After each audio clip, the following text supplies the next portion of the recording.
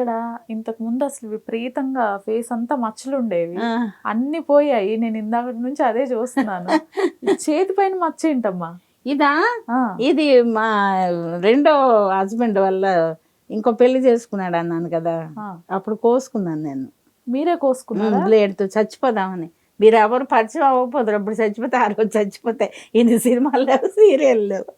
కాదు, ఏంటి అసలు అంత పెద్ద ఘాటు పెట్టేసుకున్నారు? అదే అంటే ఆవిడ మ్యారేజ్ చేస్తే ఇంటికి తెచ్చాడు కదా. ఇంకొక మ్యారేజ్.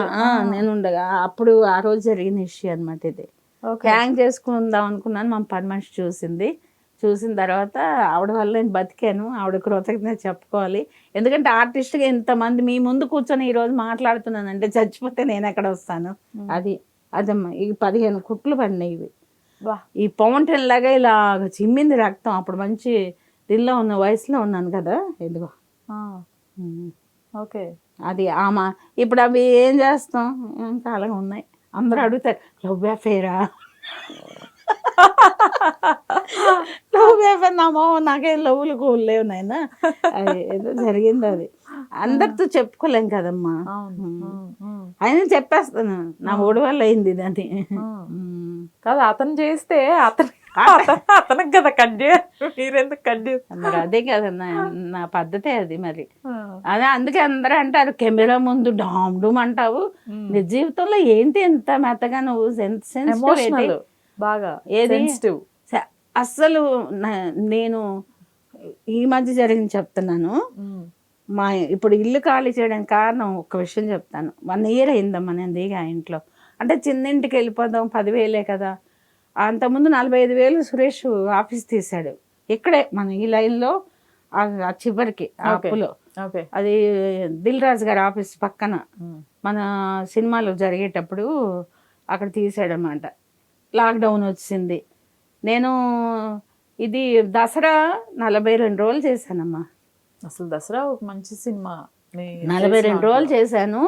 అంటే అతను శ్రీకాంత్ గారని రంగస్థలంకి అసిస్టెంట్ డైరెక్టర్, ఆయన డైరెక్టర్ దానికి. అయితే అమ్మని పిలవండి అని అతను చెప్పాడంట. పిలిచారు, ఓకే అయింది. 15,000 మాట్లాడుకున్నాం పర్ డే. 15,000 అంటే మరి టీడీఎస్ కట్ చేసేస్తారు కదా. అంతా పోను ఒక 4 లక్షల చిల్లర అంతా వచ్చింది నాకు. వచ్చింది. ఆ వచ్చిన ప్రతి రూపాయి ఆ ఇంటికే పెట్టాను నేను రెంట్కి. 45,000 సురేష్ ఎక్కడ నుండి తెస్తాడు. నేను పెట్టే పాపం వాడు నేను అలాగే ఈడ్చుకొచ్చాం. అంటే ఒక ప్రొడ్యూసర్ వచ్చాడమ్మా, వీడి కథ నచ్చి చేస్తానన్నాడు. అంటే ఉల్ఫ్ అని తోడేలు. ఆ స్టోరీ సూపర్ ఉంటుంది అసలు. ఎప్పుడు చేస్తాడు ఆ సినిమా, కానీ చేస్తే మాత్రం వాడికి మంచి పేరు వస్తుంది. మంచి కాన్సెప్ట్. మన ఆది ఉన్నాడు కదా, రవిరాజ పిన్సెట్టి కొడుకు, అతను పెట్టి చేద్దాం అనుకున్నాను. ఆయనేమో కొంచెం హార్ట్ అటాక్ వచ్చి చనిపోయాడు. అంటే లొకేషన్ చూడడానికి వెళ్ళారు, మారేడుమిల్లి, అరకు, అవన్నీ అక్కడ ట్రైబల్స్ మీద అనమాట. చేద్దాం అనుకున్న టైంకి ఆయన పాపం డబ్బులు తెచ్చి ఇంకా అడ్వాన్సులు ఇస్తారన్న టైంకి ఆయన చనిపోయాడు. చనిపోతే ఫోన్ చేస్తే ఎత్తపోతే, ఇదేంటమ్మా ఈయన ఫోన్ చేస్తే ఎత్తట్లేదు, ఇది హ్యాండ్ ఇచ్చాడా, అంత బాగా చెప్పాడు. ఒకటే చెప్పాడు, అమ్మ నువ్వేం బాధపడక, సురేష్ ఎంతో నేనంత, నీకేం కావాలన్నా నీ కొడుకుని ఎలా అడుగుతావు నాకు అలా అడుగు, ఈ రోజు నుండి నేను పెద్ద కొడుకుని, ఈ సినిమాలు చేస్తాం అని అంత దీనిగా చెప్పినవాడు ఏంటి రాలేదు అనుకుని. ఒకరోజు అయితే పాప ఫోన్ లిఫ్ట్ చేసింది, చేసి నాన్నగారు చనిపోయారు అన్నాను. అంతే. మరి ఇంక రెండో మాట నేను మాట్లాడలేదు, అలా కూర్చుండిపోయాను సోఫాలో. అయితే ఇలా సురేష్ చెప్పాను ఇలా వాడు మరి ఏం చేస్తాం, మన దురదృష్టం అని అనిసాడు. అంతే కదా, మనం ఏం చేయలేం కదా. అలాగా అలా జరిగాయి. కానీ జగదీశ్వరి గారికి ఇంకో కోరిక కూడా ఉంది. ఏంటో, చిరంజీవి గారిని కలవాలని కోరిక అన్నారు. ఏమైంది అసలు, తీరిందా? తీరలేదమ్మా. ఓకే ఏంటి మా అంజబాబు వల్ల ఏమన్నా అయితే నేను జీవితాంతం రుణపడి ఉంటా అంతే. నేను వెళ్ళి అది సురేష్కి ఏంటంటే, చిన్నప్పుడు శ్రీకాకుళంలో ఉండేవాళ్ళం కదా, అది అప్పుడు ఏసీ థియేటర్లు కాదమ్మా, ఫ్యాన్లు ఉండేవి. బాల్కనీ తీస్తే ఫ్యాన్ ఉంటుందని బాల్కనీలో కూర్చుంటాం. అంటే అక్కడ కింద నేలంటే నేలంటే బెంచీలు ఉండేవి. అక్కడక్కడ అంటే బాగా వేసవిలోనైతే చెమటలు వచ్చాయి కదా. బాల్కనీ టికెట్ తీసుకుంటే నాకు అన్నయ్య కనిపించట్లేదు, ఆ ముందుకు పదా అని ఏడ్చేవాడు సురేష్. చిన్నపిల్లాడు కదా.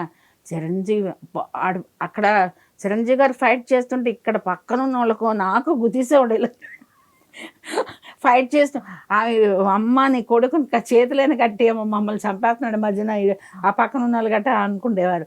అయితే ఇలా ఏడ్చి అబ్బా నా ప్రాణం తీసేస్తే అలా కిందకి ఎత్తుకొని తీసుకొని వెళ్ళేదాన్ని. వెళ్తే అక్కడ గేట్ మీద ఉంటాడు కదా, ఎందుకు బాబు ఈ ఉమ్ముల్లో నీటిలో చోట్ల కాలుస్తారా, అమ్మగారు ఇబ్బంది పడతారు, మీరు అక్కడే కూర్చోండి.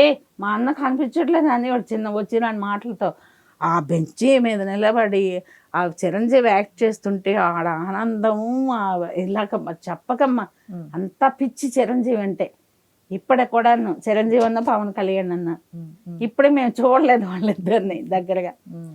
నాకు సినిమా ఇది లాయర్గా చేశారు ఈ సినిమా అమ్మ, వకీల్ సాబ్. నేను విజయవాడ పండక్కి వెళ్తే కో డైరెక్టర్ బాబీ గారు ఉన్నారు.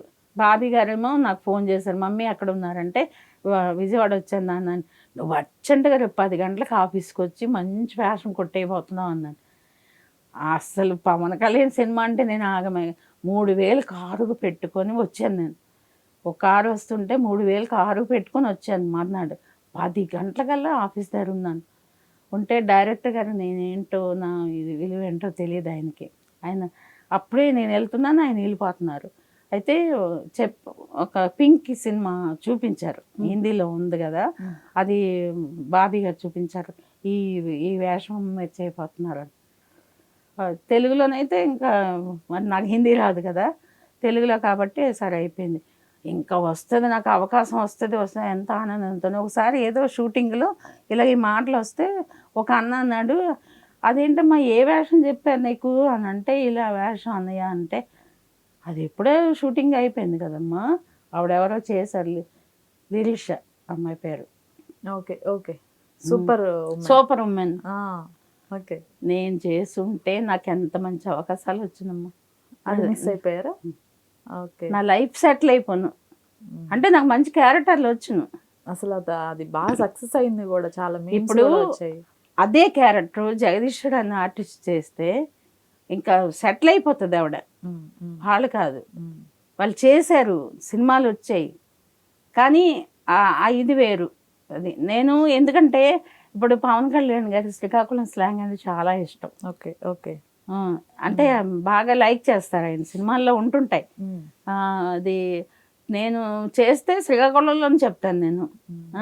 అంటే చెప్తున్నాను, అంటే వాళ్ళు చెప్తే తెలంగాణలో చెప్పాలమ్మా అంటే వాళ్ళు రాసిస్తే అలాగే చెప్తాం, లేదంటే ఇలాగే చెప్తాం. అంటే నేను అనుకున్నాను నాకు ఒక లైఫ్ వచ్చును, నా లైఫ్ పోయింది రెండోసారి. ఆ సినిమాతో ఫస్ట్ సెకండ్ ఇది అది అలాగా పోగొట్టుకున్నాను నేను. ఓకే, నాకు ఇప్పుడు పెద్ద సినిమాలు ఏం రావట్లేదమ్మా. పెద్ద సినిమాల్లో వచ్చి అది ఒక వారం రోజులు ఆడి నా క్యారెక్టర్ బాగా రిసీవ్ చేసుకుంటే జనాలు ₹1,00,000 ఇస్తారు ఇప్పుడు. అంటే ఒక్క సినిమా చాలు, బ్రేక్ రావాలి. బ్రేక్ వస్తే నేనే కాదు, ఏ ఆర్టిస్ట్ అయినా సరే. ఇప్పుడు వీళ్ళంతా లక్షలు తీసుకున్న వాళ్ళు ఏం పుట్టుకతో గొప్పోళ్ళు కాదు కదమ్మా.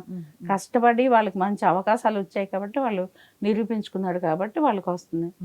వాళ్ళకి వచ్చేది నేను ఏడుపు కాదు, ఉన్న ఫ్యాక్ట్ చెప్తున్నాను నేను. అది ఈ ఇండస్ట్రీలో ఏంటంటే ఒక ఆర్టిస్టు ఈ క్యారెక్టర్ చేసింది బాగా చేసింది అని ఒక పేరు వస్తే చాలు, సింగిల్ నైట్ ఎక్కడికో ఉంటారు. ఇప్పుడు అది రాలేదు.